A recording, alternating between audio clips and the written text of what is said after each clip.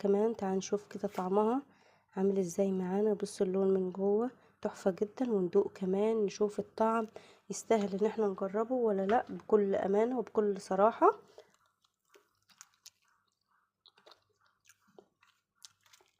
بأمانة طعمها حلو بجد، طعمها حلو يعني، مش طعمها وحش ان احنا ما نجربهاش. بجد جميلة جدا، جربيها وشوفي الشكل التحفة الحلو ده.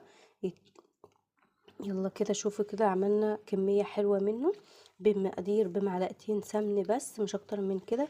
ديكي شايفة اللون والتحفة جدا جدا. بتمنى تجربوها، ولو عجبتكم كده حطوا لايك واشتركوا في القناة كده وفعلوا زر الجرس كده. عايزة الوصفة الحلوة دي عايزة اشوفها كده مليون لايك كده.